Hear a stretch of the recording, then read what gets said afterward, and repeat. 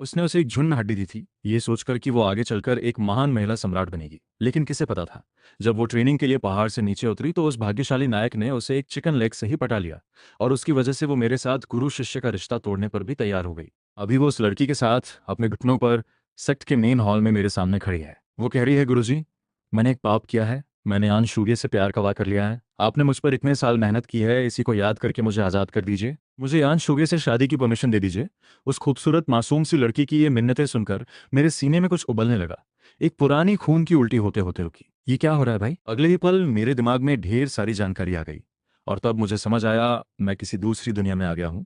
एक श्वान Hwan novel में जो मैंने पिछले जन्म में पढ़ी थी, और उसमें मैं बन गया हूँ अर्ली और मिडिल पार्ट का सबसे बड़ा विलन। डोंग फोंग महाद्वीप के तियान लिंग सेक्रेड लैंड का सेक्ट नेता लू चिंगजो।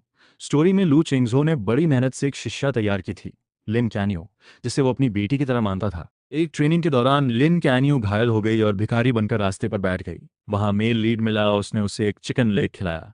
बस इतने में ही लिन कैनियो उस पर दीवानी हो गई, और उसके लिए अपने एहसानमंद गुरु लू चिंगजो से भी दुश्मनी मोल ले ली। उसने मेल लीड की मदद करने के लिए बार बार अपने गुरु के खिलाफ काम किया। बाद में तो उसने मेल लीड की मदद से खुद लू चिंगजो को मार डाला। पूरी तरह से कृतज्ञ इंसान। और जिस मेल लीड को वो इतना प्यार करती थी, वो तो एक सी किंग निकला, जहां गया वहीं हरम बनाता गया। इतने एहसानमंद गुरु को धोखा दे दिया, बस एक बेकार आदमी के लिए। इस स्टोरी को याद करके मुझे खून की उल्टी होने लगती है। सच में समझ नहीं आता पिछले वाले ने ऐसी कृतघ्न शिक्षा कैसे एक्सेप्ट की, और अंत में उसे कितना बुरा हश्र मिला। लेकिन जो भी हो, अब मैं उस पुराने वाले की जगह हूँ। उसकी सारी दुश्मनियाँ और रिश्ते सब मुझे इनहेरिट करने पड़ेंगे। पुराने की एंडिंग याद करके मैं किसी भी हालत में वो हश्र खुद पर नहीं आने सकता। मुझे अपनी किस्मत बदलनी होगी। इस नॉवल में अर्ली और मिडिल पार्ट के बड़े विलन के रूप में पुराने वाले की पावर बेहद गहरी थी। वो जोन 7th लेवल की कल्टीवेशन थी। पूरे डोंग हुआंग महाद्वीप में वो टॉप फ्यू में आता था। इसके अलावा एक पूरे सेक्ट का मालिक भी था, जिसके नीचे अनगिनत पावरफुल लोग थे, और उसकी पूरे महाद्वीप में फैली थी। सबसे ज़रूरी बात, मुझे इस नॉवेल की पूरी स्टोरी पता है।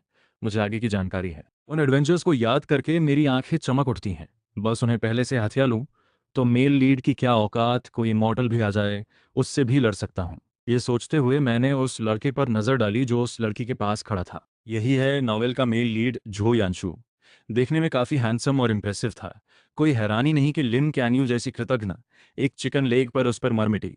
मेरी नज़र महसूस करके झो यानशु का चेहरा। हाँ, मेरी बैकग्राउंड सामान्य है, मेरी पावर भी कम है, लेकिन मैं मेहनत करूंगा और कैन्यू को वो जिंदगी दूंगा जो वो चाहती है।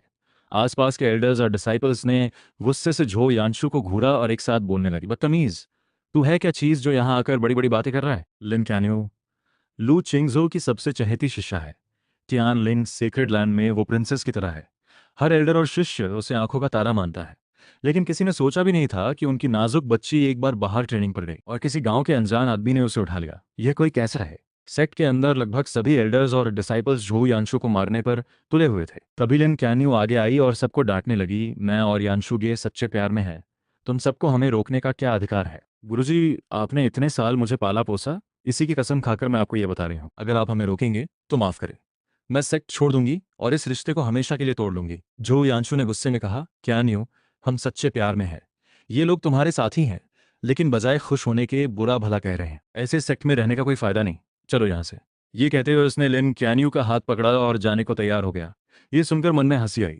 ये कैसा उल्टा लॉजिक है? अपनी शिष्या किसी बेकार आदमी के साथ जा रही है, उसे रोकने वाले गलत हो गए। यही है डेस्टिनी का हीरो, बात घुमाने में माहिर। और स्टोरी में इसी झो यानशु ने लोगों को लेकर मुझ जैसे विलन को मारा था। अभी सोच रहा हूँ कि अभी तुरंत इस झो यानशु को खत्म कर दूं। अभी नॉवल की शुरुआत है, इसकी पावर सबसे कमज़ोर है। अभी नहीं मारा तो जब ये आगे बढ़ेगा, हर तरफ से कनेक्शंस बनाएगा, हरम खड़ा करेगा, तब मारना बहुत मुश्किल हो जाएगा। लेकिन जैसे ही हाथ उठाया, मेरे दिल में एक डरावनी फीलिंग आई। ये क्या था? ये था हेमली डाओ, दुनिया की एक ऊपरी शक्ति। मेरा चेहरा खिंच गया। एक नॉवल के अर्ली और मिडिल पार्ट के विलन के रूप में पुराने वाले लू चेंगजो की बैकग्राउंड भी बेहतरीन थी। कहा जाता है कि उसका ब्लड लाइन कोई इमॉर्टल रंग के सुप्रीम डीटी से आया था, इसलिए जब भी खतरा आता ब्लड लाइन एक्टिवेट होती और उसे आने वाले डेंजर की वार्निंग मिल जाती। नॉवल में पुराने वाले की शिष्या को झो यानशु ने बहकाया था, इसलिए वो उससे बहुत नफरत करता था। लेकिन शुरू में ही उसे मारा क्यों नहीं? इसलिए क्योंकि ब्लड लाइन वार्निंग देती थी, इसलिए वो हमेशा अपने लोगों को भेजकर झो यानशु को रोकने की कोशिश करता रहा। लेकिन नतीजा हुआ, उसके लोग झो यानशु की ग्रोथ में ही काम आते रहे, उसे बार बार रिसोर्सेज मिलते रहे। झो यानशु डेस्टिनी का हीरो था, इसलिए हेवनली डाओ ने उसकी रक्षा की। जब भी कोई उसे मारने आया कुछ न कुछ गड़बड़ हो जाती और वो खतरा झो यांशु की ग्रोथ का जरिया बन जाता। मुझे तुरंत समझ आया, अभी झो यांशु को मारना पॉसिबल नहीं जब तक हेवनली डाओ उसकी रक्षा कर रहा है। लेकिन अगर वो डेस्टिनी का हीरो नहीं रहा, हेवनली डाओ की प्रोटेक्शन चली गई, तब ये सोचकर मेरे चेहरे पर एक ठंडी मुस्कान आई। लिन कैन्यू झो यांशु के साथ सेट के मेन हॉल से निकल रही थी और कोई रोकने की हिम्मत नहीं कर रहा था, क्योंकि वो लू चिंगजो की सबसे चहेती शिष्या थी। चाहे कितनी भी गलती करे वो माफ कर देता था, जो उसकी शिकायत करते उन्हें ही डांटता था। धीरे धीरे लिन कैन्यू इसी से बिगड़ती चली गई। सेक्ट में एल्डर्स को भी वो नहीं डरती थी। लेकिन इसी वक्त अब तक चुप बैठे मैंने अचानक आवाज दी, रुको। आवाज तो शांत थी, लेकिन लिन कैन्यू और झो यांशु दोनों ठिठक गए। उसे एक बेहद खतरनाक और भारी प्रेजेंस का एहसास हुआ जो उसे लॉक करने लगी। उसे ऐसा लगा जैसे वो एक छोटे से कीड़े जितना है। उस पल झो यांशु को डेथ का डर महसूस हुआ। उसका चेहरा बिगड़ गया। गुरुजी, लिन कैन्यू को भी थोड़ा डर लगा। हाँ, गुरु ने हमेशा उसे प्यार किया था, हर बात पर माफ किया था। लेकिन यह बड़ा मामला था, भाग जाना। फिर भी पुराने गुरु के प्यार को याद करके उसे यकीन था कि अंत में गुरु उसे माफ जरूर करेंगे। मैं धीरे धीरे अपनी जगह से उठा और लिन कैन्यू की तरफ चला गया। कैन्यू, सेक्ट ने इतने साल तुम्हें पाला, तुम्हारे लिए अनगिनत रिसोर्सेज लगाए, तुम्हारी रक्षा के लिए न जाने कितने डिसाइपल्स की बलि दी, और तुमने क्या किया? बाहर से एक अनजान आदमी को उठा लाई, बोलती हो सच्चा प्यार है, और जो तुम्हें माँ बाप की तरह प्यार करते थे उन्हें छोड़ रही हो। वाह, क्या जबरदस्त कृतज्ञता है, क्या जबरदस्त अच्छी शिष्या हो। मेरे इन व्यंग्य भरे शब्दों को सुनकर लिन कैन्यू का चेहरा सफेद पड़ गया। वो खड़ी नहीं रह पा रहे थे। फिर उसे गुस्सा भी आया। लेकिन शुरू से अब तक जिस गुरु ने बेहद प्यार दिया था उसने कभी ऐसी बात नहीं की थी। उसने जिद्दी होकर मुंह फुला लिया। गुरुजी, अगर आप ऐसे बोलते रहे तो मैं जिंदगी भर आपसे बात नहीं करूंगी। ये तरकीब हमेशा काम आती थी।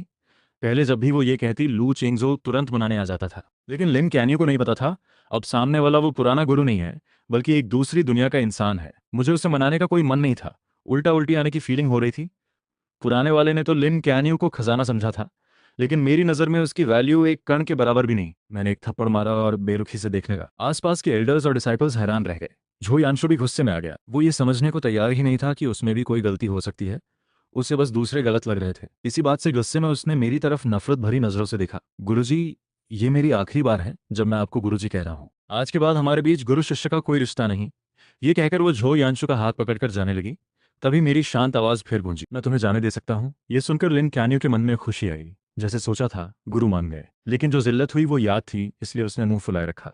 तभी मेरी आवाज फिर आई, जाना है तो जाओ, लेकिन जिजुनगु यहीं रहेगी। इस ठंडी आवाज के साथ एक उड़ती हुई तलवार आई और लिन कैन्यू के पांव के पास गड़ गई। दोनों एक पल के लिए रुक गए। मैंने ठंडी नजरों से लिन कैन्यू को देखा और एक हल्की ठंडी मुस्कान आई। जिजुनगु दुनिया की सबसे ऊंची लेवल की एक स्पेशल बोन है। जिसके पास ये हो वो आसानी से एक वू डाओ टियान जाओ यानी मार्शल आर्ट्स का जीनियस बन जाता है। कल्टीवेशन तेज होती है और एक ही लेवल पर दूसरों से कई गुना ज्यादा पावरफुल होता है। इसके अलावा इसके पास अजीब और बेहतरीन नेचुरल टैलेंट्स भी होते हैं। और लिन कैनियो के अंदर एक जी जुनगू थी, लेकिन ये बोन उसकी अपनी नहीं थी। ये तियान लिंग सेक्रेड लैंड की सदियों पुरानी धरोहर थी, जिसे किसी के शरीर में एब्जॉर्ब करके उसे आर्टिफिशियली तियान जाओ बनाया जा सकता था। पूरे तियान लिंग सेक्रेड लैंड में, बल्कि पूरे डोंग फैंग महाद्वीप में ऐसी सिर्फ एक ही बोन थी। पुराने वाले ने लिन कैन्यू को बेहद पसंद किया था, इसलिए बोन उसे दे दी।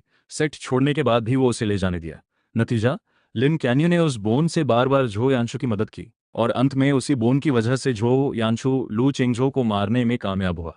अब मैं किसी भी हालत में ये नहीं होने दूंगा। सेक्ट के हॉल में सभी एल्डर्स और डिसाइपल्स की सांसें थम गई। हाँ, जीजुनगु हमारे टियान लिंग सीक्रेट लैंड की धरोहर है। किसी बाहरी को इसे ले जाने देंगे? लिन कैन्यू, क्या तुम सच में सोचती हो कि सेक्ट नेता तुम्हें ये बोन लेकर जाने देंगे? ये समझते ही सेक्ट के सभी लोग उत्साह में आ गए। तभी झो यानशु भी घबरा गया। रुकिए, ये कैसे हो सकता है? उसने उस पर गुस्से से उंगली उठाई। सेक्ट नेताजी, लिन कैन्यू आपकी अपनी शिष्या है। आप इतनी बेरहमी से उसकी जिजुनगु निकालना चाहते हैं? झो यानशु टियान लिंग सीक्रेट लैंड आने से पहले सब सोच के आया था। अगर जेजुनगु वाली लिन कैन्यू उसके साथ होगी तो वो कई बेहतरीन सीक्रेट रेल्म्स में घुस सकता था। लेकिन अगर लिन कैन्यू की जुजुनगु चली गई तो उसके सारे प्लान्स खत्म। ये सिचुएशन वो कैसे अलाउ करे? मेरी ऑपरेसिव एनर्जी बिना किसी रोक टोक के झो यानशु पर गिरी। तुम जैसे इंसान के सामने या ये जगह कुछ ज्यादा ही टॉलरेंट लग रही थी। झो यानशु के दोनों घुटने जमीन पर आ गए। उसकी आंखें लाल हो गईं। उसे इस तरह दुश्मन के सामने घुटनों पर झुकना पड़ा था। इस पल उसके मन में मेरे लिए नफरत समुद्र की तरह थी। वो मुझे टुकड़े टुकड़े करना चाहता था, लेकिन पावर का फर्क देखकर इस वक्त कुछ भी बोलने की हिम्मत नहीं थी। जो यानशु अपने आप को बड़ा मानता था, किसी को डर नहीं था, लेकिन हेवनली डाओ की प्रोटेक्शन का उसे खुद पता नहीं था, इसलिए वो अपनी जान से खिलवाड़ नहीं कर सका। जो यांशु को ऐसे जलील होते देख लिन क्यानियो भी डर गई और कुछ नहीं बोली, क्योंकि इस पल उसे एहसास हुआ जिस गुरु ने हमेशा उसे प्यार किया था वो सच में बदल गए हैं। पहले जैसा नहीं है जो हर बात में उसे माफ कर देता था, और तो और अब वो उसकी जी जुनगू निकालना चाहते हैं। गुरुजी, लिन क्यानियो डर गई। जी जुनगू निकलवाने का डर तो था ही, लेकिन उससे भी बड़ी बात, जुजुनगू के बिना वो बस एक साधारण इंसान थी। उसकी नेचुरल टैलेंट तो वैसे भी ज्यादा अच्छी नहीं थी। अगर लू चेंगझो ने उसे शुरू में यह बोन नहीं दी होती तो उसे बड़े जीनियसेस के साथ कंपेयर करने की कोई वजह नहीं थी। लिन कैनियो चाहे जितनी भोली हो ये तो जानती थी, डोंग हुआंग महाद्वीप में पावर के बिना कुछ भी नहीं। मेरे चेहरे पर एक ठंडी मुस्कान आई। क्यों? तुमने खुद सेक्ट छोड़ने का कह दिया, तो सेक्ट की धरोहर लेकर जाने का सोच रही थी? क्या दुनिया तुम्हारे इर्द गिर्द ही घूमती है? ताइशू सीक्रेट लैंड के एल्डर्स और डिसाइपल्स भी मजे लेकर लिन क्यानियो को देख रहे थे। लिन क्यानियो के मुंह से अब कुछ नहीं निकल रहा था। अपने पांव के नीचे गड़ी तलवार को देखकर उसका दिल डर से भर गया। ये सब उसके प्लान्स में नहीं था। उसे कभी ये नहीं लगा था कि बोन छीन ली जाएगी। अब जाकर उसे समझ आया, सेक्ट से झगड़ना उतना आसान नहीं था जितना उसने सोचा था। उसने मदद के लिए झो यानशु की तरफ देखा, लेकिन झो यानशु को भी बोलने की हिम्मत नहीं थी। उसने आंखों से इशारा किया, जुजुनगू किसी भी हालत में नहीं छोड़ना। ये बोन झो यानशु के आगे के कई प्लान्स के लिए बेहद जरूरी थी। उसे खोना पॉसिबल नहीं था। लिन कैनियो के होंठ कांपने लगे। उसकी आंखों में हैरानी थी। वो भी बोन रखना चाहती थी, लेकिन मदद कौन करे? तुम खुद तो कुछ करो। बस आंखें मटकाने से क्या होगा?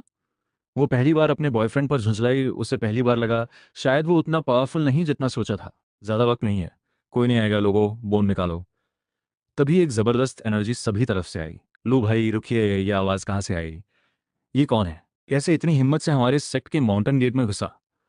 सभी एल्डर्स एकदम तेज और गुस्से में आ गए। ये इंसान सेक्ट की प्रोटेक्टिव फॉर्मेशन तोड़कर सीधे मेन हॉल में घुस आया था। एक पल में सभी सतर्क हो गए और नजरें झुका लीं। वहां खड़ा था एक बुजुर्ग, सफेद बाल, लेकिन चेहरा जवान जैसा, लाल रोब में, देखने में बिल्कुल शांत और गरिमामय। लेकिन तियान लिंग सेक्रेड लैंड के एल्डर्स को शांत करने वाली बात उसकी पर्सनैलिटी नहीं, उसकी पहचान थी। मैंने धीमी आवाज में कहा, ताई हैंग श्यान जोम के सेक्ट नेता, तुम हमारे सेक्रेड लैंड में जबरदस्ती घुसे हो। क्या तुम्हें लगता है हम यहाँ कोई नहीं? ताई हैंग श्यान जोंग भी डोंग हुआंग महाद्वीप के टॉप 5 सेक्ट्स में था। रैंक में तियान लिंग सेक्रेड लैंड से थोड़ा कम था, लेकिन फर्क ज्यादा नहीं था। और ताई हैंग के सेक्ट नेता वुजुन 5th लेवल के पावरफुल थे, मुझसे बस एक लेवल नीचे। सेक्ट में मेरे अलावा कोई भी इनसे उलझने की हिम्मत नहीं करता था। गाओ जुन्यांग ने हल्की सी हंसी देकर मुझे झुककर नमस्ते किया। लू भाई माफ करना, मैं थोड़ा जल्दी में था इसलिए यूं आ गया। दरअसल यह झो यानशु हमारे ताई हैंग शेन जोंग का नया शिष्य है। लू भाई आप दरियादिल हैं, हमारे सेक्ट की खातिर इसे जाने दें। तुम्हारी खातिर? मैंने गाओ जुन्यांग को देखा और दिमाग में उसकी स्टोरी रिप्ले हुई। ये इंसान सच में झो यानशु का प्रोटेक्टर था। कई बार उसने झो यानशु की मदद करके मेरे प्लान्स को रोका था। ओरिजिनल स्टोरी में झो यानशु लिन कैनियो को लेकर यहाँ से आसानी से निकला था, इसी गाओ जुन्यांग की वजह से। ये मेरा दुश्मन है। लेकिन स्टोरी की बात याद करके मैंने गाओ जुन्यांग को अजीब नजरों से देखा। ये इंसान भले ही झो यानशु का बैकर था, लेकिन खुद की एंडिंग अच्छी नहीं थी। झो यानशु एक श्वान हुआन नॉवेल का डेस्टिनी हीरो, जहां भी जाता तबाही लाता। जिस भी सेक्ट में घुसा थोड़े समय बाद उसकी आफत पूरे सेक्ट पर आ गई। आखिरकार बस जो यानशु और उसका हैरम बचता, बाकी सब खत्म। ओरिजिनल स्टोरी में ताई हैंग शेनजोंग भी झो यानशु की वजह से आए दुश्मनों की वजह से बर्बाद हुआ। गाओ जुन्यांग ने आखिर में अपनी जान देकर झो यानशु को बचाया। अपने बैकर को आते देख झो यानशु का हौसला बढ़ा। सेक्ट नेताजी, आप इतने बेरहम कैसे हो सकते हैं? क्यानियों की जू जुन गू निकालने की बात कर रहे हैं, ये जुल्म है। मेरे लिए न्याय करें। गाओ जुन्यांग ये सुनकर सच में थोड़ा अनकंफर्टेबल हुआ। उसने मेरी तरफ देखा। लो भाई, क्या ये सच है?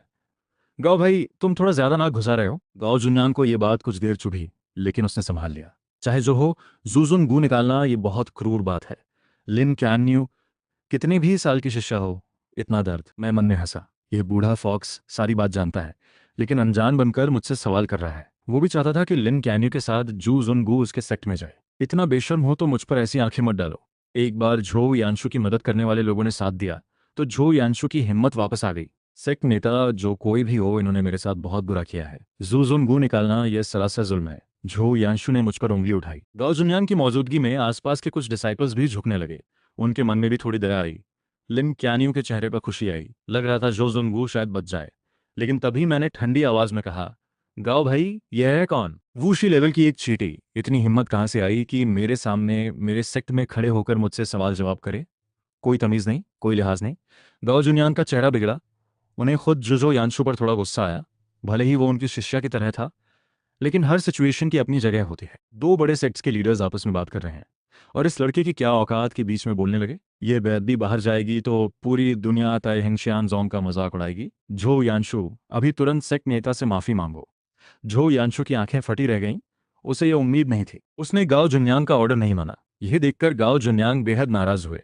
वो झो यानशु को टैलेंटेड देखकर बचाने आए थे, लेकिन उनका हुक्म ही नहीं माना। उनके मन में झो यानशु के प्रति जो एडमिरेशन था उस पर एक धुंध छा गई। कोई भी टैलेंटेड शिष्य हो, लेकिन अगर वो अपने गुरु की बात ना माने, लॉयल्टी ना हो, तो कौन उसे रखना चाहेगा। गाओ जुन्यांग की नाराजगी भांपकर झो यानशु को समझ आया, अभी वो सेफ इसलिए है क्योंकि गाओ जुन्यांग यहाँ है। अगर वो भी नाराज हो गए तो सब बर्बाद। आई एम सॉरी सेक्ट नेता। झो यानशु ने आखिरकार अनिच्छा से माफी मांगी, लेकिन उसके चेहरे पे नफरत साफ थी, मेरे लिए भी और गाओ जुन्यांग के लिए भी। मैंने जानबूझकर गाओ जुन्यांग और झो यानशु के बीच क्रैक डाला था। झो यानशु को, जिसके पास हेवनली डाओ की प्रोटेक्शन है, उसे डायरेक्टली नहीं मार सकता, तो एक ही तरीका है, उसके रिसोर्सेज और चांसेस छीनते रहो। गाओ जुन्यांग, वो इस स्टोरी में झो यानशु का बड़ा प्रोटेक्टर था। उसकी मदद से झो यानशु कई लाइफ थ्रेटनिंग सिचुएशन से बचा था। लेकिन अगर गाओ जुन्यांग अब उसे उतना इंपॉर्टेंट न समझे, तो वो उसके लिए अपनी जान देने का ख्याल भी नहीं करेगा। उन सिचुएशंस में झो यानशु को कैसे बचाएगा? भले ही बच जाए, उसकी ओवरऑल ग्रोथ रुक जाएगी। इसी तरह लिन कैन्यू की जुजुन गू छीनना, यह भी झो यानशु की पावर को कमजोर करने का एक तरीका था। ये सब जितना ज्यादा होगा, झो यानशु की हेवनली डाओ प्रोटेक्शन उतनी कम होती जाएगी।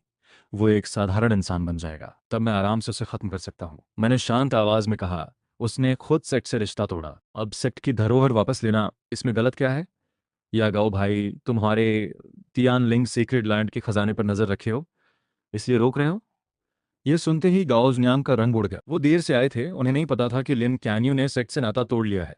सच जानकर गाओ जुन्यांग को समझ आया, सिचुएशन उनके हिसाब से नहीं रही। लू भाई, मेरा ऐसा कोई इरादा नहीं, दूसरे सेक्स की चीजें हथियाना, ये आरोप मैं नहीं ले सकता। ये आरोप सुनकर गाओ जुन्यांग डर गए। अगर ये सच माना जाए तो ताई हिंग शियन जोंग की रेपुटेशन हमेशा के लिए खत्म। डोंगफैंग महाद्वीप में सिर्फ टियानलिंग सीक्रेट लैंड के पास ही धरोहर नहीं है, दूसरे सेक्ट्स के भी पास है। अगर आज तुमने यहाँ हाथ डाला तो कल दूसरे सेक्ट्स को भी डर लगेगा। एक बार ये बात फैली तो ताइहेंग शेनजोंग की हर जगह बुराई होगी। गाओ जुन्यांग के चेहरे पर कड़वी मुस्कान आई। मन में उन्होंने लिन क्यानियो और झो यानशु को गाली दी। तुम दोनों चुपचाप प्यार नहीं कर सकते थे? ये ड्रामा पब्लिकली क्यों किया? कितना बेवकूफ़ी भरा काम किया। गाओ जुन्यांग के मन में झो यानशु की इंपॉर्टेंस काफ़ी घट गई। ऐसे मूर्ख इंसान को चाहे थोड़ी टैलेंट हो, पालने का कोई फायदा नहीं। ये सुनकर लिन क्यानियो और झो यानशु दोनों कांप गए। उनके चेहरे पर निराशा साफ दिखी। गाओ जुन्यांग भी उनके साथ नहीं, अब कोई रास्ता नहीं बचा। लिन क्यानियो घबराहट में अपना सिर हिलाने लगी और डर से मेरी तरफ देखने लगी। गुरुजी, बचपन में जब मैं बीमार पड़ी थी, आपने 7 दिन रात बिना सोए मेरी देखभाल की। मुझे गुरुजी मत कहो, मैं अब तुम्हारा गुरु नहीं हूँ। हाँ, मैंने तुम पर सालों तक प्यार लुटाया, लेकिन तुमने कैसे रिटर्न किया? कुछ ही दिन में मिले एक अनजान आदमी के लिए, जिस सेक्ट ने तुम्हें पाला उसे ही छोड़ दिया। ऐसी कृतज्ञता का यहाँ से निकलना ही टियान लिंग सीक्रेट लैंड के लिए अच्छा है। आगे जाओ और ताइहेंग शानजोंग को अपनी बरकत दो। लिन कैनियो का चेहरा एकदम पीला पड़ गया। मेरी इस बेबाक बात का उसके पास कोई जवाब नहीं था। गाओ जुन्यांग को भी सुनकर असहज महसूस हुआ। उनकी पुरानी आंखें लिन कैनियो को अविश्वास से देखने लगीं। इस तरह का कृतघ्न नमक हराम भी कम पड़ता है इसके लिए। और जब मैंने बिना छुपाए कहा कि इस नमक हराम को ताइहेंग शेनजोंग भेज रहा हूँ, गाओ जुन्यांग के मुंह से एक हल्की आ निकली। वो ऐसी गिफ्ट नहीं चाहते थे, और वैसे भी जुजुनगु निकल जाने के बाद ये बस एक साधारण लड़की होगी। एवरेज टैलेंट के साथ टाई हैंग शिनजोंग में जगह कहाँ?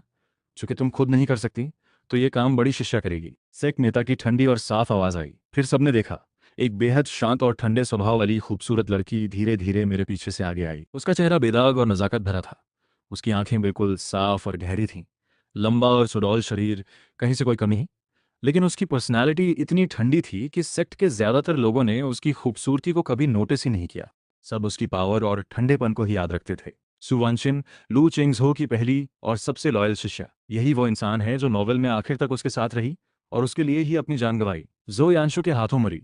ओरिजिनल स्टोरी में लू चिंगझो टियान लिंग सीक्रेट लैंड का नेता था, लेकिन विलन के रोल में बहुत ही कमजोर था।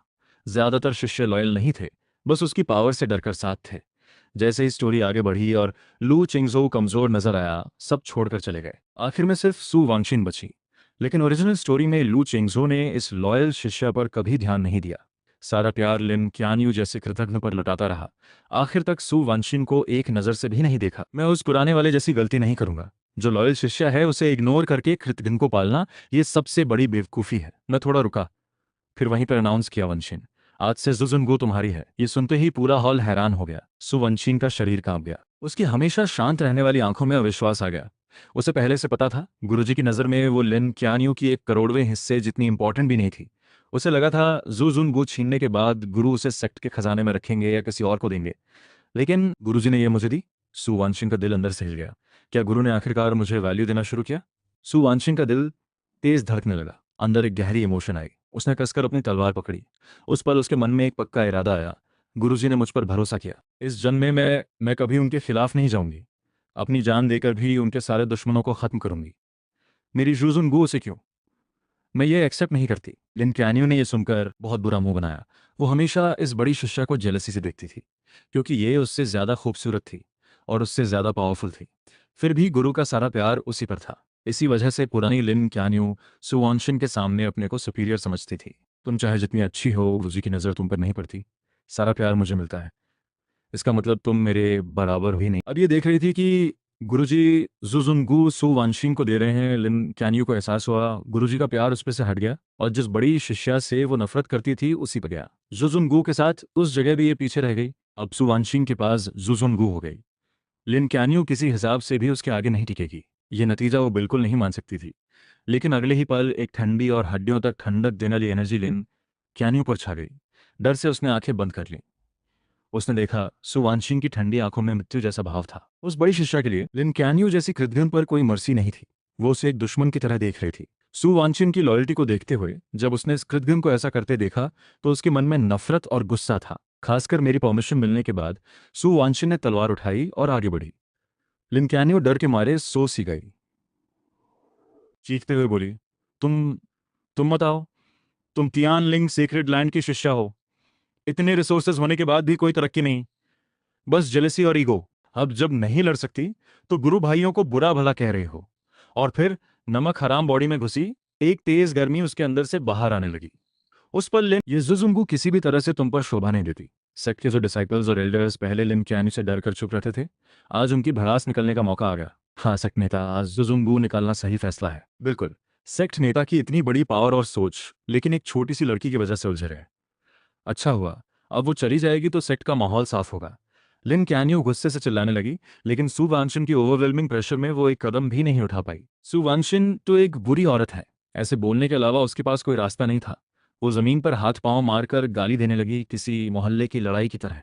जैसे ही जो जुनगू बॉडी से निकली, लिन कैनियो के अंदर से एक तेज गर्मी का तूफान, यानशु भाई मुझे बचाओ। जो यानशु ने उसकी ये हालत देखी, उसका लिन कैनियो के प्रति जो अट्रैक्शन था वो तेज से खत्म हो रहा था। ये देखकर मैं मन ही मन खुश हुआ। झो यानशु और गाओ जुन्यान के बीच क्रैक पड़ा। अब लिन कैनियो और झो यानशु के बीच भी दूरी बन रही है। इस डेस्टिनी हीरो के शुरुआती कदम सब टेढ़े पड़ रहे हैं। झो यानशु इस वक्त एक नकली अच्छे आदमी की तरह एक्ट कर रहा था। वो अभी कल्टीवेशन में नया था। बड़े बड़ों के सामने अपना असली अंधेरा दिखाया तो कोई उसकी मदद नहीं करेगा। इसे सोचकर झो यानशु ने गाओ जुन्यांग की तरफ देखा। गाओ जुन्यांग दूर खड़े थे और चुप थे। वो एक रिनाउंड सेक्ट के नेता थे। इस सिचुएशन में बचाने पर रेपुटेशन खराब होती। झो यानशु के रिक्वेस्ट पर उन्होंने धीरे से सिर हिला दिया। मतलब था, तुम भी चुप रहो, इस मामले में मत पड़ो। उस लड़की की अब कोई वैल्यू नहीं रही, भले ही वो मर जाए कोई फर्क नहीं। डेस्टिनी हीरो झो यानशु को यह समझ आया। उसने नजरें झुका ली और लिन कैनियो की बातों पर ध्यान देना बंद कर दिया। लोगों में हंसी की लहर, इतना गहरा प्यार, और जुजुम गू जाते ही साइड हो गया। सब्र बड़ी चीज है। ऐसे डेस्टिनी हीरोज अपमान से आग बनते हैं, तेज कल्टिवेशन करते हैं। लेकिन यहाँ झो यानशु सच में डरकर एक शब्द नहीं बोल सका। एक बार ऐसा हुआ तो आगे चलकर यह उसके मन पर बोझ बन जाएगा, एक इनर डीमन बन सकता है। ये मेरी तीसरी चाल थी झो यानशु को कमजोर करने की। लोगों की हंसी देखकर गाओ जुन्यांग को भी समझ आया कुछ तो गड़बड़ है। उन्होंने कहा, लू भाई, मैं इस लड़की को लेकर जाना चाहता हूँ। लेकिन अगले ही पल आसमान से आग की लपटें आईं और झो यानशु के चारों तरफ दो फायर स्नेक्स बन गई। कहा जाना है, जब साथ आए तो शुरू से अंत तक रहो। अब बीच में भाग जाना इंसानियत है। मेरी ये बात झो यानशु के दिमाग पर और प्रेशर डालने के लिए थी। वो अभी मेरी लिमिट तक नहीं पहुंचा था। जब उसका दिल बिल्कुल टूट जाए तब इनर डीमन बनेगा। झो यानशु के दांत पीसने लगे। उसने गुस्से से मुझे घूरा। पास में गाओ जुन्यांग डर गए। लू चिंगझो, ये इतना जरूरी था? तभी आसमान में एक गोल्डन लाइट आई। गोल्डन ड्रैगन एनर्जी प्रकट हुई। जुजुंगू सु वानशिन ने निकाल ली। ये ड्रैगन एनर्जी बहुत दिनों से दबी हुई थी। बॉडी से फ्री होते ही उसने एक जबरदस्त दहाड़ लगाई। लिन कैनियो की गालों पर आंसू बह रहे थे। अब तक उसे नहीं पता था, सिर्फ प्यार पाने के लिए निकली थी, लेकिन ये हाल हो जाएगा। मैंने हाथ उठाया। जुजुनगू पर एक जबरदस्त फोर्स पड़ी। गोल्डन ड्रैगन एनर्जी मेरी हथेली पर घूमने लगी। मैं हॉल से नीचे उतरा, लिन क्यानियों की तरफ एक बार भी नहीं देखा। सीधे सु वानशिन के सामने आया। वानशिन, जोजुन गुलो। शिष्या गुरुजी को प्रणाम करती है। सु वानशिन घुटनों पर आई, दोनों हाथ आगे किए, आंखें भरी हुई थीं। दोनों हाथों से जोजुन गु को थाम लिया। गोल्डन लाइट चारों तरफ फैल गई। आसमान में शक्ति की लहरें उठीं। आसपास के सभी डिसाइपल्स की आंखों में जलन नहीं, बल्कि शुद्ध एडमिरेशन था, क्योंकि सु वांगशिन टियान लिंग सेक्रेड लैंड की पहली और सबसे पावरफुल शिष्या थी। वो इस बोन की असली हकदार थी। ये देखकर गाओ जुनयांग गुस्से में बोले, लू चिंगजो, तुम बहुत आगे बढ़ गए। जानते हो मैं किसके कहने पर आया हूँ? मुझे परवाह नहीं गाओ जुनयांग। तुम टियान लिंग सेक्रेड लैंड में आकर बड़ी बड़ी बातें करने वाले हो क्या? गाओ जुनयांग ने कमर सीधी की और धीरे से एक नाम लिया। तो क्या तुम शुई शियान जोंग को भी? यह सुनकर मेरे मन में थोड़ी सोच आई। शुई शियान जोंग टियान लिंग सेक्रेड लैंड से भी पुराना और गहरे रूट्स वाला सेक्ट था। हजारों साल पुरानी बैकग्राउंड। आसपास के डिसाइपल्स भी आपस में बोलने लगे, अरे शुई शियान जोंग के नेता गु रोहान तो वू शेंग लेवल की तरफ जा रहे हैं। ये लड़का इतने बड़े से जुड़ा है। इस नॉवल की पावर लेवल्स थी वू to, Wu J, Wu she, वू वांग, वू जन, वू शेंग, वू दी। हर मेजर लेवल में 10 माइनर लेवल्स। इससे ऊपर स्पेस ब्रेक करके ऊंची दुनिया में जाना। लेकिन रिसोर्सेज कम है, इसलिए पूरे महाद्वीप में वुजन लेवल भी बेहद कम मिलते हैं। वू शेंग लेवल तो बस कुछ ही है, सदियों पुराने बूढ़े जो सीक्रेट मेथड से जीते हैं। मैं अभी वुजन लेवल पर हूँ, वू शेंग तक और डिस्टेंस है। लेकिन गुरुहान शुशियनजोंग का 1000 ईयर जीनियस। मेरे मुंह पर एक ठंडी मुस्कान आई। इस दुनिया को जानने वाला मैं ही हूँ, उसकी असलियत भी मुझे पता है। तो शुई शेनजोंग ने तुम्हें भेजा है ताकि तुम इस लड़के के जरिए हमारी जोजुनगु हथिया सको। लू चेंगजो, बकवास मत करो। जोजुनगु लिन क्यानियो ने खुद प्यार में झो यानशु को देने का वादा किया था। ये सुनते ही टियानलिंग सेक्रेड लैंड के सभी डिसाइपल्स एक साथ गुस्से में आ गए। अरे, इस सेक्ट की धरोहर को वो जैसे चाहे दे दे। क्या ये सेक्ट उसके बाप की है? लिन क्यानियो बहुत बेशर्म है। जो यानशु ने उस पर ध्यान भी इसलिए दिया क्योंकि उसके पास जोजोंगू थी। अगर ये बोन नहीं होती तो वो उसकी तरफ देखता भी नहीं। मैंने ठंडी हंसी के साथ कहा, जोजुनगू कभी लिन क्यानियों की थी ही नहीं। उसे इसे देने का कोई अधिकार नहीं था। गाओ जुन्यांग, ये बात तुम इतनी आत्मविश्वास से कहो, क्या तुम्हारा दिमाग सही है? गाओ जुन्यांग तुरंत मॉरल हाई ग्राउंड पर आ गए। टियान लिंग सेक्रेड लैंड, वादे से मुकरे, ये तो शर्म की बात है। उनकी बात सुनते ही मेरे चारों तरफ एक अजीब और पावरफुल पैटर्न उभरा। ये टियान लिंग सेक्रेड लैंड की किलिंग फॉर्मेशन से जुड़ रहा था। गाओ जुनियांग ये देखकर डरे, लू चेंगजो जाति मत करो, जाति करके दिखाऊंगा। बिना रुके फॉर्मेशन की पावर गाओ जुनियांग पर गिरी। उनके मुंह से खून आ गया। नीचे खड़े झू यांशु ने यह देखकर घृणा को छुपाया। उसे लगा था कि जो बैकर आया वो मुझसे कमजोर निकला। मैंने गाओ जुनियांग को देखा, मुझे उनकी यह हालत पर कोई अफसोस नहीं था। गाओ जुनियांग ने गहरी सांस ली। मैं तुम्हें बता दूं, श्री शानजोंग ये माफ नहीं करेगा, जाने दो इसे। श्री शानजोंग पर छोड़ो, ये तो बस एक ढाल थी झू यांशु के लिए स्टोरी के हिसाब से। आगे चलकर झो यांशु के झगड़ों से उसके आसपास के सारे सेक्ट्स को तकलीफ मिली। झो यांशु जब काफी बड़ा हो गया तो शुई शनजोंग के नेता को भी साथ लेकर चला गया, अपना मैस छोड़ गया और शुई शानजोंग तबाह हो गया। झो यांशु और टियान लिंग सेक्रेड लैंड से जुड़े दुश्मनों की वजह से शुई शानजोंग को तबाह किया गया। यांशु भाई, इन सब से मत लड़ो, मुझे यहाँ से ले चलो। तभी लिन क्यान्यू झो यांशु के पास आई और साथ जाना चाहा। नहीं, तुम आराम करो, कहीं जाने की जरूरत नहीं। झो यांशु का चेहरा उदास हो गया। अब उसके लिए लिन क्यान्यू की कोई वैल्यू नहीं बची। लिन क्यान्यू को यह समझ आया, जूजुंगू गई तो प्यार भी चला गया। लिन क्यान्यू की आंखें लाल हो गईं। तुम बेवफा हो, मुझे छोड़ोगे? मैं ये देखकर अंदर से हंसा। देखो, तुम भी इतने बेवकूफ नहीं हो, आखिरकार समझ आया। गाओ जुन्यांग ने उसे एक हाथ से उड़ा दिया। जूजुंगू गई, वो अब किसी काम की नहीं। लिन क्यान्यू तुरंत मेरे पांव पर आ गई। गुरुजी, आपने मुझे इतने साल पाला, माफ करो, एक मौका और दो। मैंने उसकी तरफ देखा भी नहीं। सु वानशिन को बस इतना कहा, इस परेशानी को यहां से हटाओ। झो यानशु बेहद गुस्से में था। उसने गाओ जुन्यांग की तरफ देखा। अगर जुजुन गू नहीं मिली तो वो प्लान नहीं चलेगा। गाओ जुन्यांग की माथे पर सोच आई। वो देख रहे थे झो यानशु फीलिंग्स पर नहीं, कैलकुलेशन पर चलता है। लिन कैन्यू के साथ उसका बिहेवियर देखो, क्या वो खुद के साथ भी ऐसा ही करेगा? गाओ जुन्यांग के मन में एक संदेह आया।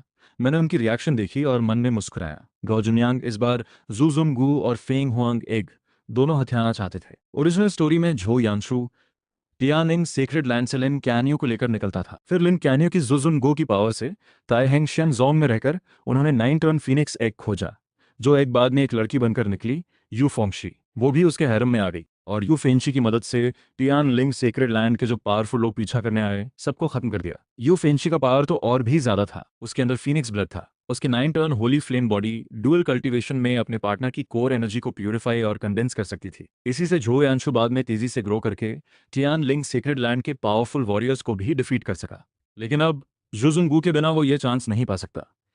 ठीक है, रुको, गाओ जुनियांग ने गहरी सांस ली, सिचुएशन को समझा। उनका शुई शेन जोंग से मिला काम था, जो यानशु को जू जूंगू दिलाओ और 9 turn Phoenix egg successfully hatch करो। सिर्फ जू जूंगू की एंशिएंट एनर्जी ही फीनिक्स एग को हैच कर सकती थी। गाओ जुनियांग ने जिद पकड़ी, लू चेंगजो, आज जू जूंगू तुम्हें देनी ही होगी। देना नहीं है, और अगर तुम जबरदस्ती करोगे तो ताई हैंग शेनजोंग का नाम हटाने में मुझे एक पल नहीं लगेगा। गाओ जुनियांग घबरा गए। तभी आसमान से काली छाया उतरी। टियानलिंग सेक्रेड लैंड बड़े पावर में हो, लेकिन शिष्या के प्यार मोहब्बत में भी दखल देते हो।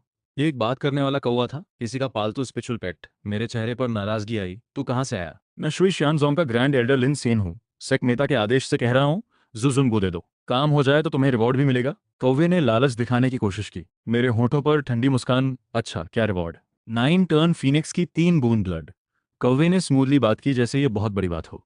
फीनिक्स ब्लड एक ऐसी चीज जो डेस्टिनी को बदल सकती है, क्वालिटी इंप्रूव कर सकती है। एक पूरे फीनिक्स में भी बस कुछ ही बूंदें होती हैं। शुई शेनजोंग और ताई हैंग शेनजोंग मिलकर यही हासिल करना चाहते थे, ताकि जो यानशु की हेल्प हो। लू चेंगजो, 3 बूंदे फीनिक्स ब्लड, ये तुम्हारी जू जुनगो से बढ़कर है। ज्यादा होशियारी मत दिखाओ। जो यानशु को बैकर देखकर हिम्मत आई, वो भी थोड़ा बाहर आया। ये देखकर गाओ जुनियांग की नजर में उसकी वैल्यू और कम हो गई। ऐसे मौका परस्त इंसान की वैल्यू गाओ जुनियांग को अब साफ दिख रही थी।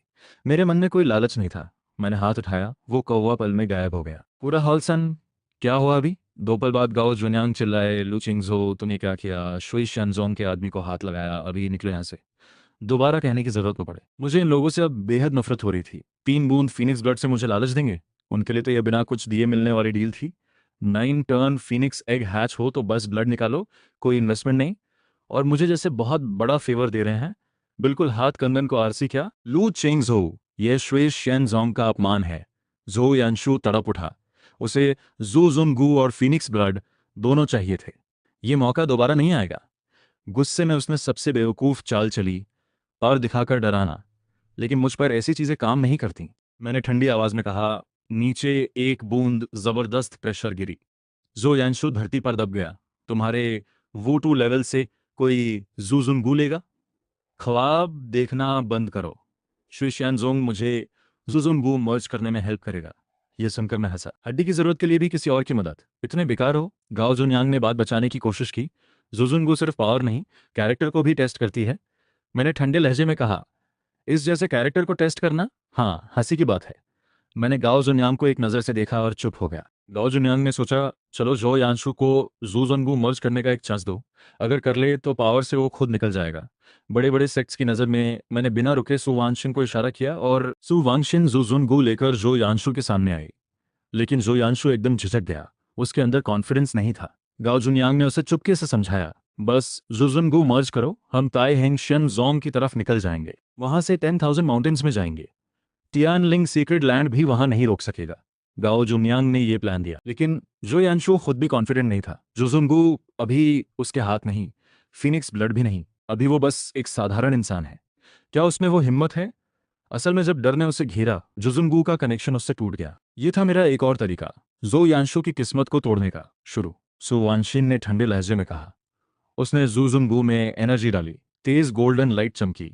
एक जबरदस्त फोर्स जो यानशु के दिमाग में घुसी। जो यानशु को लगा वो एक अकेले पत्ते जैसा है समुद्र में। जुजुनगू से निकलने वाली एक ब्रेथ भी उसे ऐसे हिला रही थी जैसे तूफान।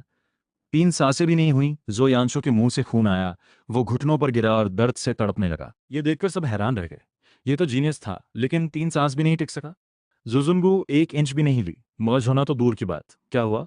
गाओ जुनियांग अविश्वास से देखने लगे। शुई शेनजोंग ने जिसे जीनियस कहा वो इतनी जल्दी टूट गया। गाओ जुनियांग ने झुंझलाकर जो यानशु के पास जाकर कहा, दोबारा ट्राई करो, हिम्मत मत हारो। नहीं हो सकता। जो यानशु ने सिर हिलाया। उसके चेहरे पर अभी भी थोड़ा डर था। गाओ जुनियांग को यह बिल्कुल समझ नहीं आया, लेकिन वो कुछ बोल नहीं पाए। मैंने सु वानसिन को फिर सिग्नल दिया। दोबारा एक बार फिर गोल्डन लाइट जो यानशु के ऊपर घूमी और एक पल में जबरदस्त दर्द के साथ जो यानशु कांपने लगा, फिर बेहोश हो गया। रुको। गाओ जुनियांग ने सु वानशिन को रोका।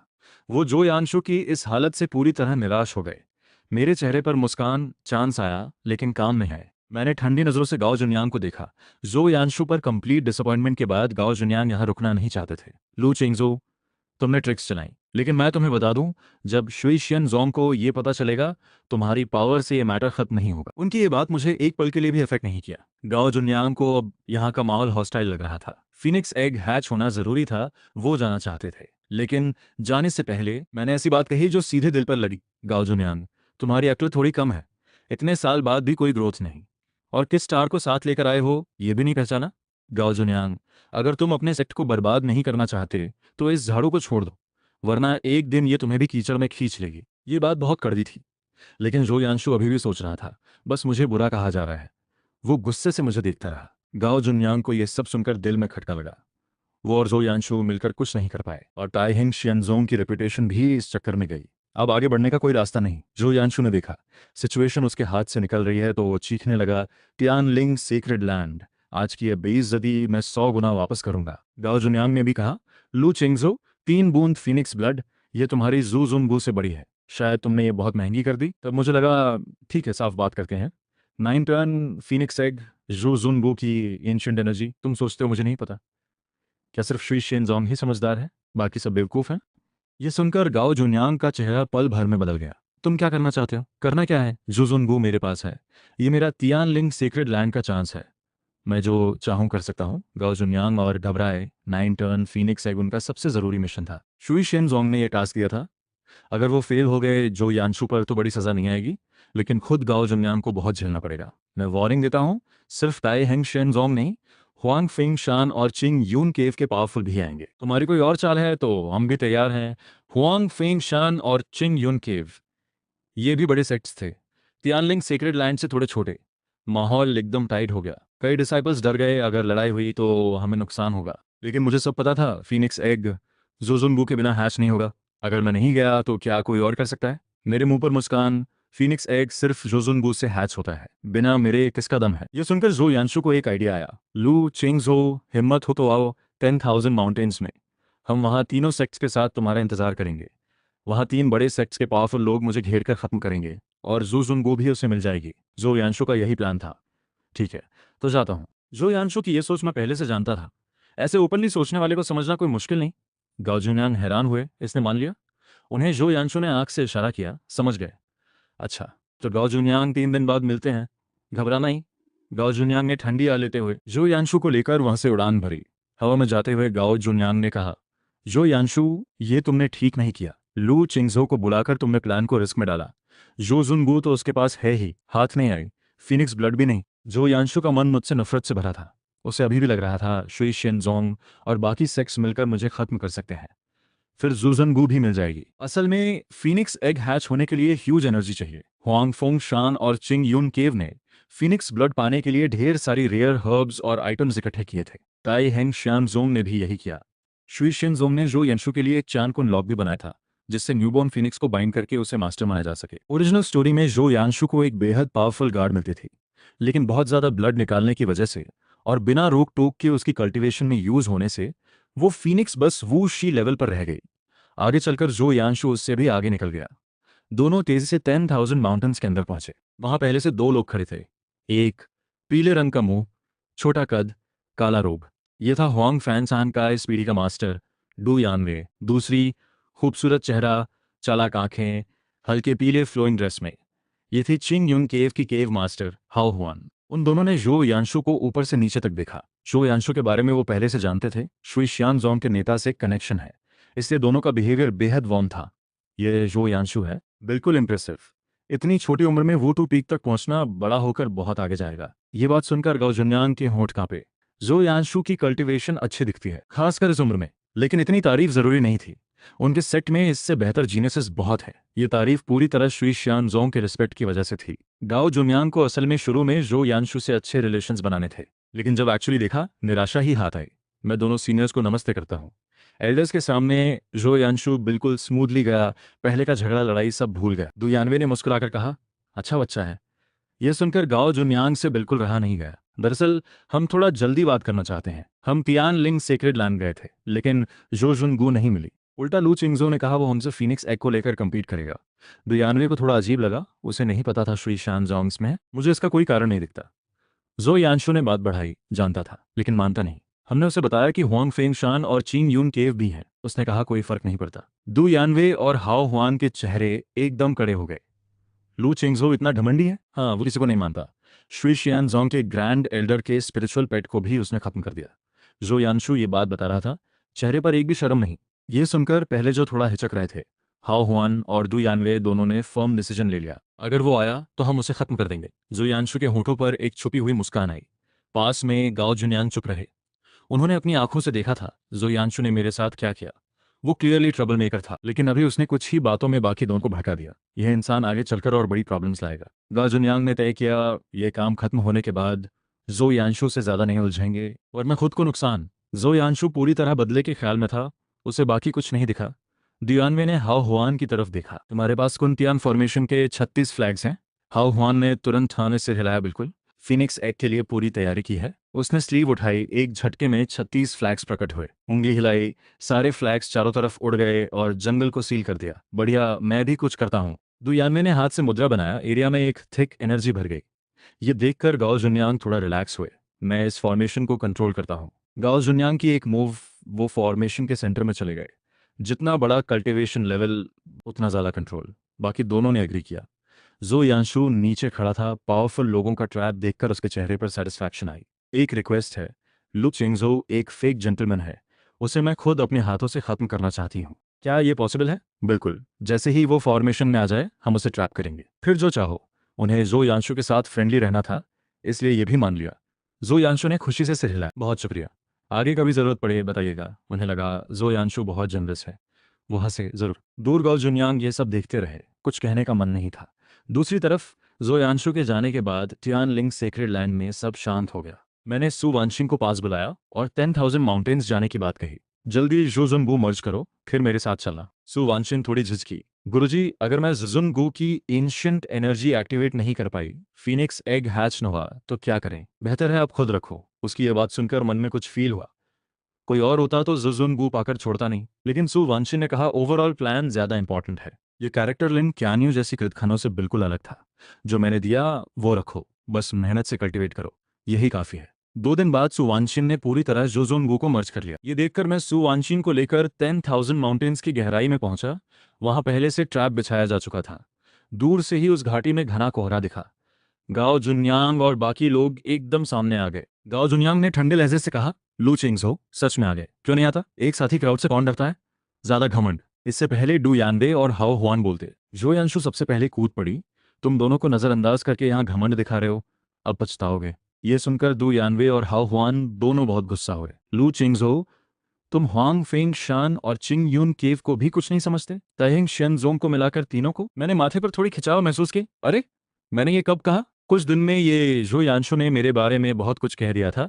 मैंने कहा बातें मेरी थीं, लेकिन मीनिंग कुछ अलग थी। इस तरह झूठ बोलने से तबीयत खराब होती है। ये सुनकर वो दोनों एक सेकंड रुके। उनके मन में शक आया। जो यांशु ने एक तरफा बात कही थी। उन जैसे कल्टीवेशन लेवल के लोग हमेशा नेगोशिएशन पसंद करते हैं, सीधे लड़ाई नहीं। जो यांशु ने उन्हें भड़काया था, लेकिन वो ट्रूथ एक तरफा थी। शायद ये जो यांशु हमें इस्तेमाल कर रही है। ये सोचकर दोनों कंफ्यूज हो गए। आमतौर पर इनके लेवल के लोग बड़े ईगो वाले होते हैं, लेकिन समझदार भी। कोई भी बेकार के लिए झगड़ा नहीं चाहता। अगर जो यांशु ने उकसाया ना होता तो शायद कुछ सेटल करने की कोशिश होती। एक पल बाद दोनों को और डाउट हुआ, जो यांशु ने एग्जैक्टली क्या कहा था। जो यांशु को समझ आया सिचुएशन उसके फेवर में नहीं जा रही। उसने जल्दी से फिर भड़काने की कोशिश की। हमने तुम्हें बताया था हुआंग फेंग शैन और चिंग यून के आएंगे, तब तुमने क्या कहा? अब डर लग रहा है, इसीलिए बच निकलने की कोशिश। मुझसे पहले कुछ बोलने का मौका नहीं मिला। जो यांशु ने मुझे कॉर्नर कर दिया। मैंने कहा मुझे कोई डर नहीं है, और तुम जैसी जो किसी के पीछे छुपकर हीरो बनती हो, ये तो और शर्म की बात है। जो यांशु को मेरी बात से खून उबलने लगा, लेकिन मेरी नजर पड़ते ही उसकी पीठ ठंडी हो गई। पावर का फर्क बहुत बड़ा था। दुयानवे एक कदम आगे बढ़ा। लू चिंगजो, अगर दम है तो हमसे लो। एक जूनियर पर ऐसे मत पड़ो। जूनियर? हाँ हाँ, मुझे ऐसे दुनिया का सबसे अच्छा जोक सुना, यही जूनियर। मेरी शिष्या को बहकाई, सेक्ट की धरोहर चुराने आई। अगर मुझे पहले पता ना होता, टियान लिंग सीक्रेट लैंड का खजाना उसके हाथ में जाता।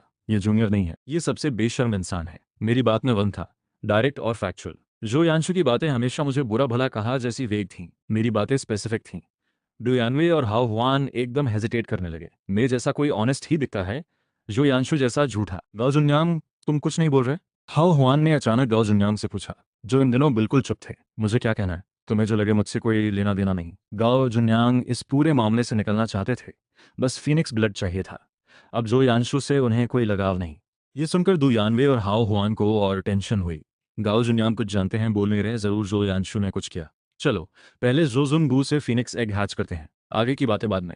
मुझे पता था ओरिजिनल स्टोरी में जो यानशू जिसकी भी मदद लेता था, बाद में हुआंग फोंग शान और चिंग यून केव जैसे सेक्ट्स को भी उसने इग्नोर किया।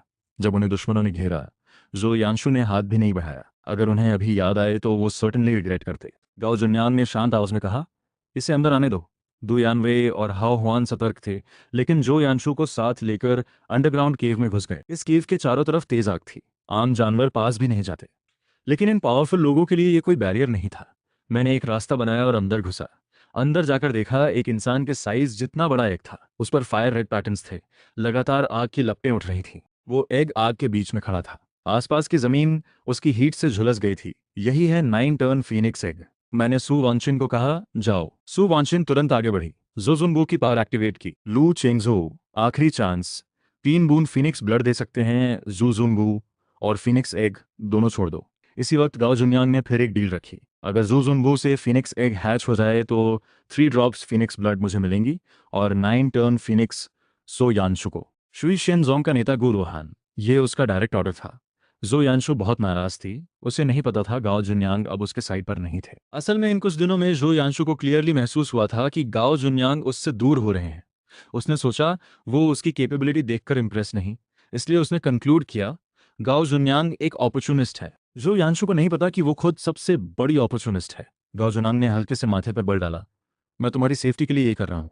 अगर हम लड़े तो क्या तुम सरवाइव करोगी? मैंने हल्की मुस्कान के साथ जो यानशु को देखा, लड़ना भी हो सकता है। यह सुनकर गाओ जुन्यांग और दु यानवे सब अलर्ट हो गए। मतलब? कोई मतलब नहीं, बस तुम्हारे साथ कोऑपरेट नहीं करना। फिनिक्स एग हम सब देख रहे थे, अचानक उस पर रेड ग्लो आने लगा। यह ग्लो बढ़ता जा रहा था, आसपास की स्पिरिचुअल एनर्जी में बड़ी हलचल होने लगी। एग में एक बहुत बड़ी एनर्जी स्ट्रीम आने लगी। मैंने ठंडे लहजे में कहा, अब वक्त आ गया है। अरे क्या इसके पास कुछ नहीं है? हाओ हुआन गुस्से में मुझसे बोली। हाँ, मैंने कंधे उचकाए, तुम सब लाए, मुझे क्या लाना था? मुझे पता था स्टोरी क्या है, मुझे कुछ लाने की जरूरत नहीं थी। बाकी सब, शुई शेनजोंग हो या ताई हेंग शेनजोंग, सभी ने फीनिक्स एग के लिए ढेर सारी रेयर हर्ब्स और मटेरियल्स लाई, लेकिन मैं खाली हाथ आया। लोगों ने गुस्से से मुझे घूरा। फीनिक्स एग हैच होना शुरू हो चुका था। फीनिक्स ब्लड की बात बाद में, पहले काम। गाओ जुन्यांग ने अपनी बेल्ट बैग निकाली और मटेरियल्स की एक नदी सी फीनिक्स एग के ऊपर बने वर्लपूल में जाने लगी। वो मटेरियल्स तुरंत टूट टूट कर पॉइंट्स ऑफ लाइट बन गईं और फीनिक्स एग में समा गईं। अगर मटेरियल्स नहीं डालें तो फीनिक्स ब्लड बहुत कम होगी, बांटने लायक नहीं। मेरे होठों पर मुस्कान, सब कुछ प्लान के हिसाब से हो रहा था। जितनी मटेरियल्स ये डालेंगे फीनिक्स एग उतना पावरफुल हो जाएगा, बशर्ते कि बीच में फीनिक्स ब्लड ना निकाली जाए। एक एक करके सबने अपनी अपनी मटेरियल्स डाली। तब फीनिक्स एग के शेल पर पहली दरार आई, कड़कड़ की आवाजें आने लगीं लगातार। तभी जो यानशु ने कमर से एक बेल्ट निकाली। ये था शुई शानजोंग का चान कुन लॉक। इससे फीनिक्स को बाइंड करके उसे मास्टर बनाया जा सकता था। लेकिन तभी अचानक एक जबरदस्त फोर्स ने जो यानशु के हाथ से चान कुन लॉक झटक दिया, और मेरी एक स्नैप, चान कुन लॉक बबल की तरह फट गया। नीच इंसान, ये देखकर तीनों एक साथ मुझ पर झपटे। कुनशन फॉर्मेशन एक्टिवेट। आसमान से चेन्स उतरे। मैंने ठंडी हाँ में कहा, इतने छोटे ट्रिक्स। सेट की प्रेशियस सोर्ड टियान लिंग सोर्ड मेरी पीठ से उड़ी और अनगिनत चेन्स को काट डाला। साथ ही एक ह्यूज एनर्जी चारों तरफ फैली। दु यानवे और हाओ हुआन दोनों वुआंग लेवल इस फोर्स में उड़ गए। सिर्फ गाओ जुन्यांग कुन टियान फॉर्मेशन को कंट्रोल करते रहे। मुझे ट्रैप में बंद किया। मेरी पावर बहुत बड़ी थी, लेकिन वो भी अच्छी तैयारी में थे। एक तलवार के बाद मुझे लगा मेरी इंटरनल एनर्जी स्लो हो रही है। दु यानवे ने पहले ही पूरी वैली में एक स्पेशल एनर्जी भर दी थी, और थोड़ी देर में ही मेरी मूव्स ब्लॉक होने लगी। मैं हवा में फ्रीज हो गया। नीचे जो यानशु चिल्लाई, जल्दी खत्म करो। लेकिन अगले ही पल रेड फ्लेम्स मेरे चारों तरफ आईं और एकदम फट गईं। उस वैली की सारी स्पेशल एनर्जी जल गई। ये सीन देखकर सबकी आंखें फटी रह गईं। गाओ जुन्यांग हैरान होकर चिल्लाए, ये कैसे? 9 टर्न फीनिक्स तुम्हारी मदद क्यों कर रहा है? बताना भूल गया था, वो फीनिक्स एग अभी हैच नहीं हुई, लेकिन उसकी इंटेलिजेंस पहले से जाग गई है। चान कुन लॉक नहीं रहा, वो खुद डिसाइड करेगा। वो शुरू से ही इतनी पावरफुल है कि पैदा होते ही एक टॉप टियर कल्टिवेटर बन सकती है, लेकिन उसका ब्लड अगर तुम लोगों ने ले लिया, उसकी लेवल कई लेवल्स गिर जाएगी। वो फ्यूचर में तुम्हारी हाथों की कठपुतली बनेगी। अगर वो तुम होती तो तुम किसे चूज करती? फीनिक्स क्रैक होने की आवाजें और तेज होने लगी, बस टूटने वाली थी। इसी वक्त जो यानशु ने एक काली टैबलेट निकाली। उसने जहरीले लहजे में कहा, तुम सब बेकार निकले। उसने जोर से टैबलेट तोड़ी और वर्लपूल में फेंक दी। दु यानवे और हाओ हुआन ने हैरान होकर पूछा, ये क्या था? जो यानशु ने जवाब नहीं दिया। लेकिन आगे स्पिरिचुअल एनर्जी का वर्लपूल बहुत गहरे काले रंग का हो गया, पल भर में बिल्कुल काला। जो यानशु ने एंगुली जितना बड़ा एक म्यूजिकल इंस्ट्रूमेंट निकाला और बजाने लगी।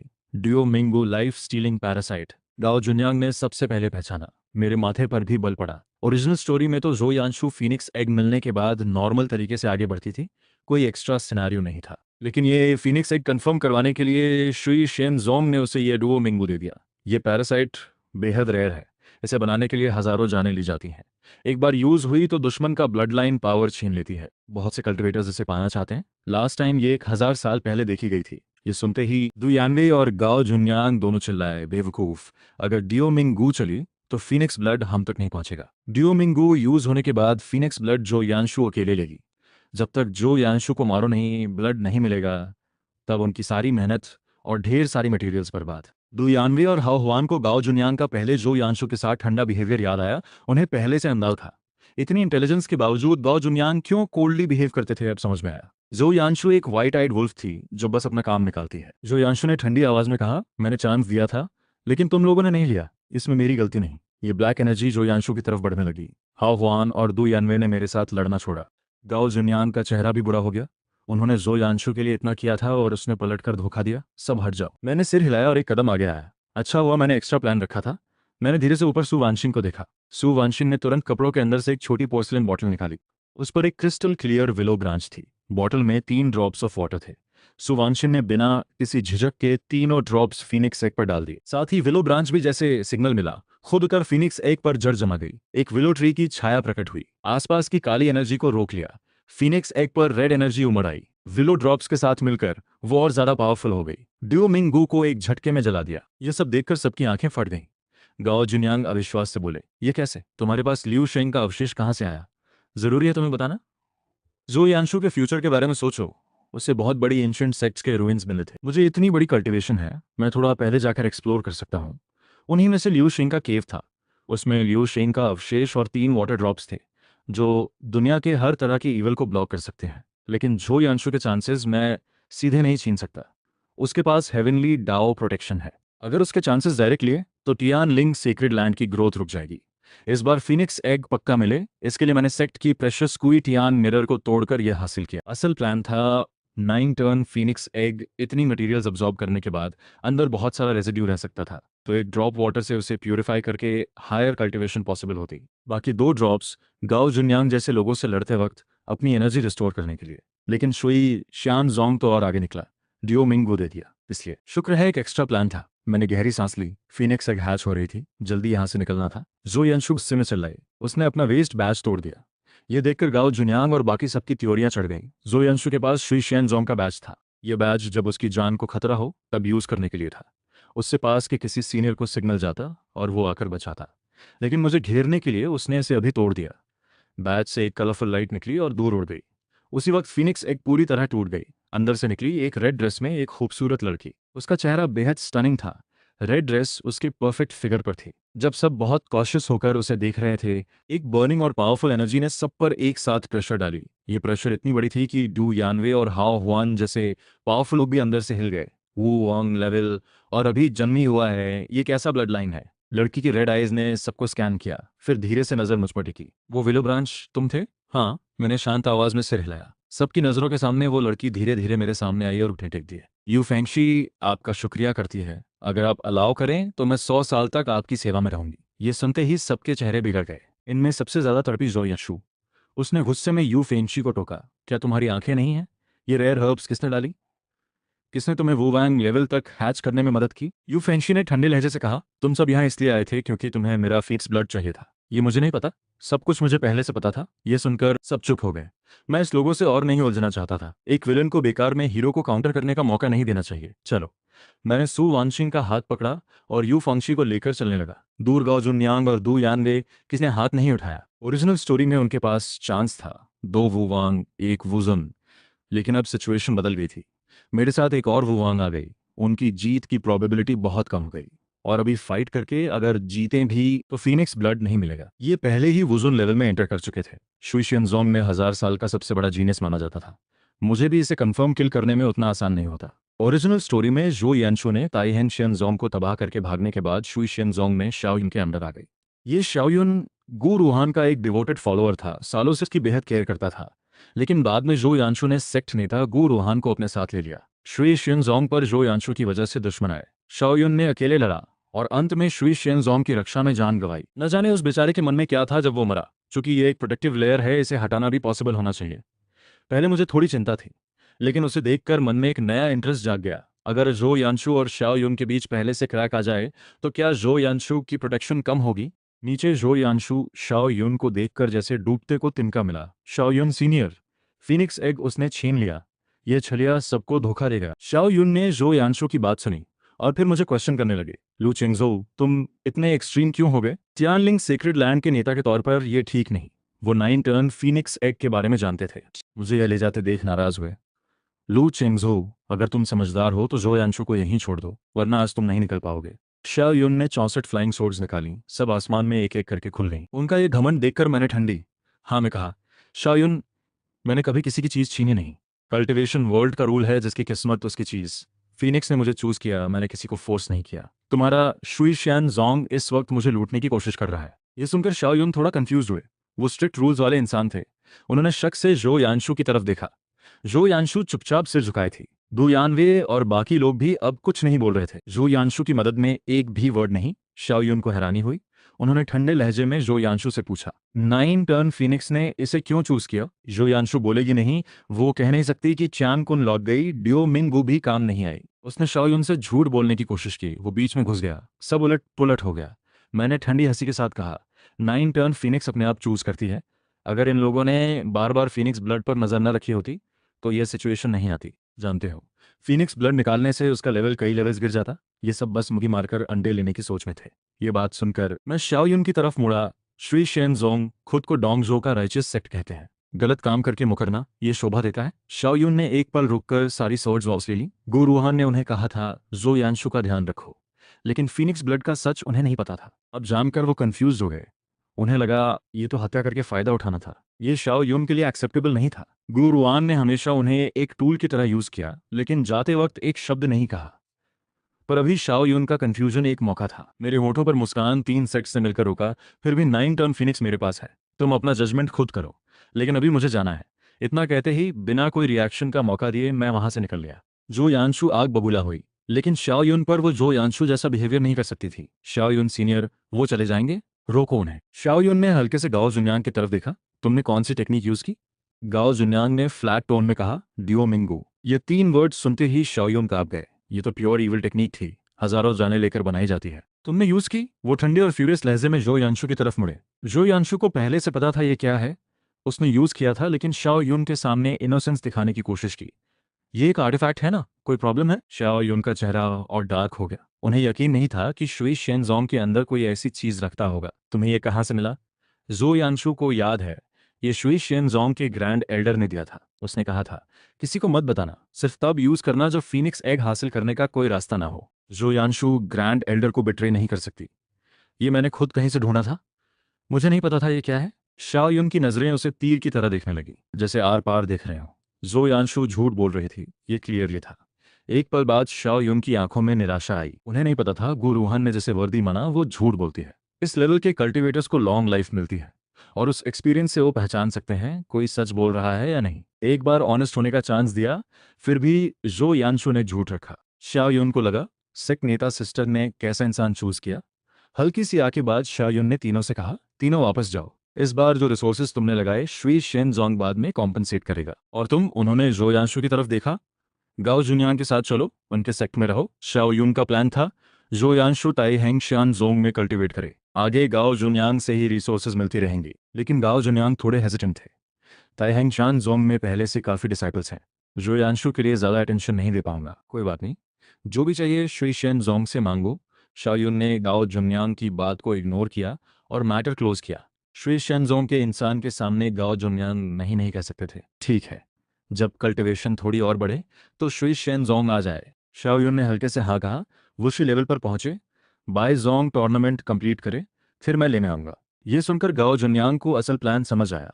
जियो यानशु को नीचे के सेक्ट में कल्टिवेट कराओ, टूर्नामेंट में अच्छा करे तो श्री शेनजोंग को फायदा। एक तरीके से गुरुहान ने जो यानशु को ये चांस दिया था। गाओ जुनियांग के टास्क एक्सेप्ट करने के बाद वो जो यानशु को लेकर वहां से निकल गए। दु यानवे और हाओ हुआन ने शाओ युन को नॉड किया और उड़ गए। उस तबाह हुई वैली को देखते हुए शाओ युन ने माथे पर बल डाला। गु रूहान को सब बताना था और डू मिंगू का सच भी जानना था। दूसरी तरफ मैं सु वानशिन और यू फॉन्गशी को लेकर सेक्ट वापस आ गया था। तुम मेरी दूसरी शिष्या हो, बड़ी दी से ज़्यादा कल्टीवेशन है तुम्हारी, उनसे सीखो, साथ में मेहनत से कल्टीवेट करो। सु वानशिन को सेटल करके यू फेंगशी ने कहा, गुरुजी, मैं आपके साथ मिलकर कल्टीवेट करना चाहती हूँ।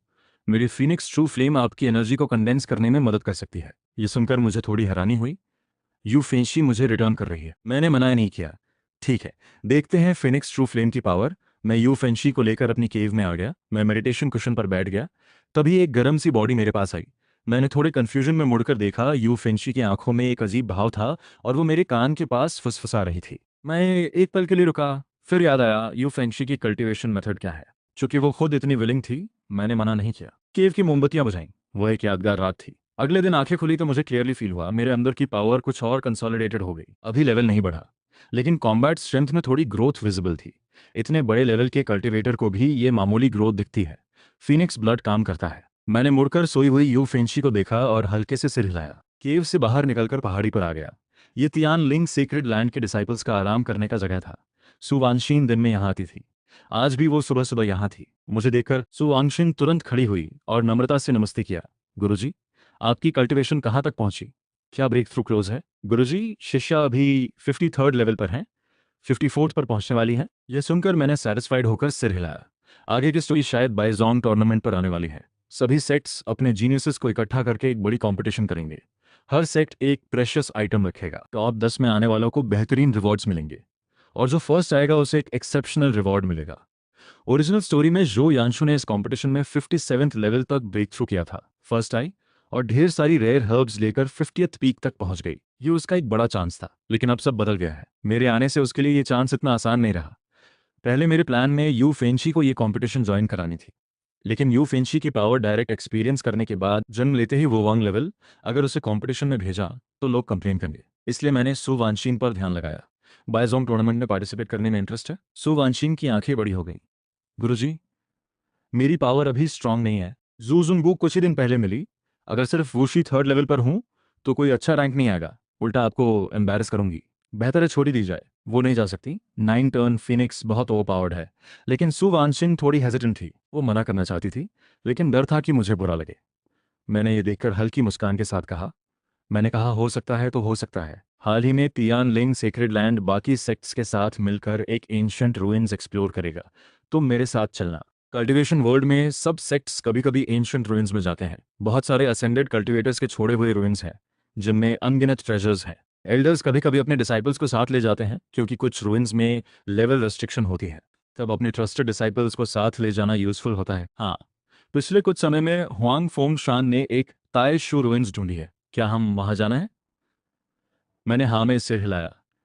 ताइशू रुइंस, उसमें एक क्यू लॉन्ग है। क्यू लॉन्ग के पास एक क्यू लॉन्ग पर्ल है। ये सबसे टॉप टियर ट्रेजर है।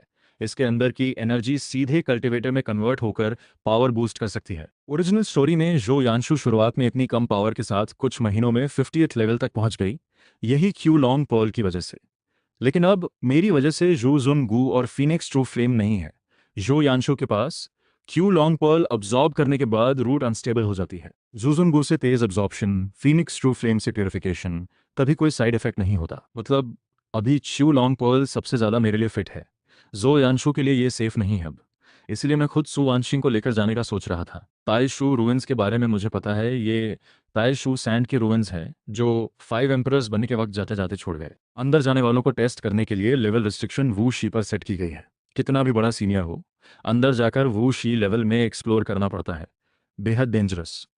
तुम पहले तैयार हो, मैं तुम्हारी छोटी दीदी को बुलाता हूँ। वो अपनी ट्रू फ्लेम से तुम्हारी एनर्जी पॉलिश करेगी। सु वानशिन मुझ पर बेहद श्रद्धा रखती थी, खासकर लिम कैन्यू के जाने के बाद। अब सेक्ट में मेरे पास सिर्फ सु वानशिन और यू फेंगशी थी।